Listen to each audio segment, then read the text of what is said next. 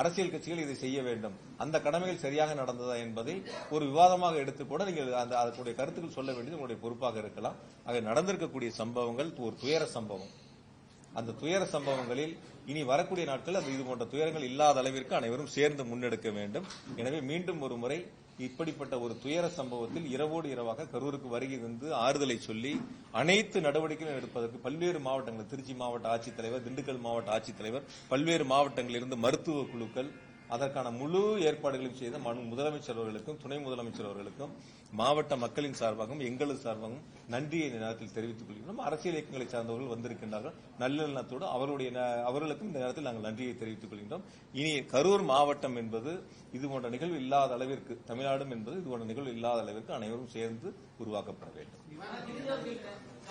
நிவாரணத்தை பொறுத்த வரைக்கும் சில நேரங்கள் நேற்று கூட சில நேரங்கள் சொன்னாங்க, பாதிக்கப்பட்ட அந்த கரூர் மாவட்டத்தில் 41 பேர்ல 10 பேர் வேறு மாவட்டங்கள், கரூர் மாவட்டத்தை சேர்ந்தவங்க இறந்தவங்க 31 பேர். 31 குடும்பங்களுக்கும் நாங்களே நேரில் சென்று இரங்கலை சொல்லி அவர்களுக்கான அந்த உதவித்தொகை முதலமைச்சர்கள் கொடுத்த 10 லட்சம் ரூபாய்க்கான அந்த நிதி உதவியை வழங்கிவிட்டு வந்திருக்கின்றோம். அதனால யாருக்கும் அதுல பாக்கி இல்லை. காயமடைந்தவர்களுக்கு நேற்று 5 பேருக்கு கொடுத்திருக்கிறோம். மீதி இருக்கிறவங்களுக்கு இப்ப தயார் பண்ணிட்டு இருக்கோம்.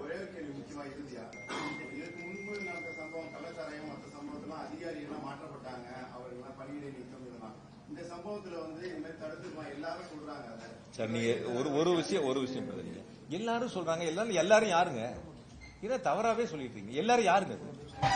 எல்லாரும் ஒரு விஷயம் புரியுங்க. எல்லாரும் சொல்றாங்க உங்களுக்கு வேண்டியப்பட்டவங்க பிஜேபி சார்ந்தவங்க, அதிமுக சார்ந்தவங்க, டிவிகே சார்ந்தவங்க, இந்த மாதிரி ஒரு அரசியல் கட்சியை சார்ந்தவங்க சொல்ற கருத்துல எல்லாருமா?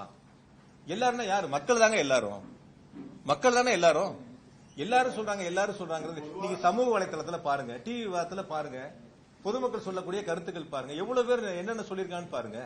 நீங்க அதாவது என்னன்னா பொதுவா என்ன ஒரு லோக்கல் பொதுவா நீங்க என்ன எடுத்துக்கிறீங்கன்னா இப்ப தம்பி கேட்ட மாதிரி தான் 10 பேர் ஒரு நெகட்டிவா சொன்னாங்கிறது அது ஒரு செய்தியாக கூட நீங்க அது ஒரு கேள்வி எடுக்கிறங்கிறது அது இருந்தா கூட நாங்க சரி செய்யறோம்னு தான் சொல்றோம். 10 பேர் சொல்லக்கூடிய கருத்தா இருந்தாலும் நாங்க செவி சாய்க்கிறோம் தான் சொல்றோம், அது எடுத்து நடவடிக்கை எடுக்கிறது தான் சொல்றோம். அதுல அரசு எந்த விதமான மாட்டு கருத்து நாங்க சொல்லல. அதனால எல்லாரும் சொல்றாங்க அப்படிங்கறதே ஒரு அரசியல் கட்சி சொல்லக்கூடிய கருத்துக்கள், ஒரு அரசியல் கட்சியின் சார்பாக முன்வைக்கக்கூடிய கருத்துக்கள் எல்லாருடைய கருத்துக்கள் அல்ல. அது அவர்களுக்கான கருத்துக்கள், அது அவருடைய பங்கா இருக்கலாம். அது அவங்க நம்ம பாராட்டணும்னு நினைக்கிறது நம்மளுடைய தவறு. அது எப்படி ஒரு எதிர்கட்சி நம்மளை பாராட்டுவாங்க? எப்படி ஒரு எதிர்கட்சி இது சிறப்பா செஞ்சாங்கன்னு எப்படி சொல்லுவாங்க? அவங்க அந்த இடத்துல அரசியல் செய்யணும், அதுக்கான கருத்துக்களை அவங்க முன்னெடுப்பாங்க.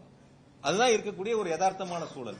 அரசு எந்த அளவுக்கு செயல்பட்டது, முதலமைச்சர் எந்த அளவுக்கு விரைந்து நடவடிக்கை எடுத்தாங்க, இதுல அரசினுடைய பங்கு எந்த அளவுக்கு மிக சிறப்பா இருக்கு, எந்த அளவுக்கு மக்கள் பாதிக்கப்பட்ட மக்களுக்கு உரிய நேரத்தில் அரசு உதவிகளை செய்தது என்பதுதான் நீங்க முதல்ல நின்று கவனிக்க வேண்டிய ஒரு பங்கு. எதனால் இந்த நிலைமை ஏற்பட்டது, யாரால் இந்த நிலைமை ஏற்பட்டது, யாரிடத்தில் இந்த கேள்விகளை கேட்கணும். 5 கேள்வி முன் வச்சிருக்கணும். அங்க 12 மணிக்கு கூட்டம் அறிவிச்சு 3 மணிக்கு லெட்டர் கொடுத்திருக்கீங்க. நீங்களே பவரை கட் பண்ணி சொல்லி லெட்டர் கொடுத்திருக்கீங்க. ஆனா நீங்களே 7 மணி நேரம் லேட்டா வந்திருக்கீங்க. லேட்டா வந்தது இல்லாம 500 மீட்டருக்கு முன்னாடியே வண்டிக்குள்ள போயிட்டீங்க. 500 மீட்டர் வரைக்கும் வண்டிக்கு வெளியில வரல, வண்டிக்கு மேலையும் வரல. கூட்ட நெரிசல் இருக்குன்னு காவல்துறை சொல்லியும் வண்டி உள்ள கூட்ட நெரிசலுக்குள்ள வண்டியை கொண்டு போய் உள்ள சேர்த்திருக்கிறீங்க. உங்களுடைய பாதுகாவலரோ உதவியாளரோ மேல பொதுமக்கள் பாதிக்கிறாங்க, பெண்கள் சாஞ்சி விழுகிறாங்கன்னு சொன்னதுக்கு அப்புறமும் நீங்க பேச்ச தொடர்றீங்க. நீங்களே ஆம்புலன்ஸை கூப்பிடுறீங்க. ஆம்புலன்ஸ் வந்த பிறகு நீங்க போறியா நண்பான்னு கேக்குறீங்க. அந்த ஆம்புலன்ஸை நீங்களே அனுப்புறீங்க. ஆம்புலன்ஸ் எங்க இருந்து வந்ததுன்னு நீங்களும் ஒரு கேள்வி கேட்கறீங்க. ஆக இது எல்லாம் யார் இடத்தில் கேட்க வேண்டிய கேள்வி, இதெல்லாம் யார் விளக்கம் சொல்ல வேண்டிய இடத்தில் இருக்கிறார்கள். அப்ப அவங்க கிட்ட இந்த கேள்வி எல்லாம் முன் வச்சு அந்த அவங்களை நீங்க தொடர்பு கொண்டு இதற்கெல்லாம் உங்களுடைய விளக்கங்களை சொல்லுங்க. 7 மணி நேரம் ஏன் லேட் ஆச்சு, ஏன் நீங்க வண்டிக்குள்ள 500 மீட்டருக்கு முன்னாடி உள்ள போனீங்க, வண்டி கொண்டை நிறுத்தி 10 நிமிஷம் வரைக்கும் ஏன் மேல வரல, இதெல்லாம் அவர்களிடத்தில் கேட்டு அவர்கள் சொல்ல வேண்டிய நிவர்த்தி செய்ய வேண்டிய பொறுப்பு அவங்க இடத்துல இருக்கு. நான் இப்பொழுது இறுதியா சொல்றேன், அரசியலாக இதை எடுத்துக்கொள்ள வேண்டாம். யார் தவறு செய்தாலும் தவறு தான். அந்த தவறுகளுக்கு யார் தவறு செய்தார்களோ அவர்களை பொறுப்பெடுத்துக் கொள்ள வேண்டும். அது எந்த கட்சியா இருந்தாலும் சரி. அரசு இதில் மிக தெளிவாக நிதானமாக ரொம்ப பொறுமையாக அனைத்து நடவடிக்கைகளும் எடுத்திருக்கின்றன. பாதுகாப்பிலும் அரசை பொறுத்தவரை காவல்துறையை பொறுத்தவரை சிறப்பாக செயல்பட்டிருக்கின்றார்கள். அதற்கு அந்த கட்சியினுடைய தலைவர் பேசும்பொழுது சொன்ன நன்றியை அவர் சொல்லியிருக்கிறார். அதனால இதில் எந்த விதமான மாற்று கருத்தும் நீங்க முன்னெடுக்க வேண்டியதில்லை. சமூக வலைதளங்களில் வரக்கூடிய ஒரு சில கருத்துக்களை வைத்து நீங்கள் கேள்விகளை முன்னெடுப்பது என்பது அது அவர்கள் சார்ந்த சில கருத்துக்களை, அந்த கட்சியை சார்ந்த சில கருத்துக்களை முன்வைக்க முயற்சி செய்கிறார்கள். அப்படி சொல்லக்கூடியவர்களும் விசாரணை ஆணையத்தில் அவருடைய கருத்துக்களை சொல்லி அதற்கான ஆவணங்களை சமர்ப்பித்தால் விசாரணை ஆணையம் இறுதி நடவடிக்கை எடுக்கும். அதற்கான விசாரணை ஆணையத்துடைய அறிக்கையை கொடுப்பார்கள். நிச்சயமாக முதலமைச்சர்கள் நடவடிக்கை எடுப்பார்கள். எனவே விசாரணை ஆணையத்தினுடைய அந்த விசாரணை நடந்து கொண்டிருக்கின்ற பொழுது அது சம்பந்தமான கருத்துக்களை முழுவதுமாக நான் முன்வைப்பது என்பது சரியாக இருக்காது.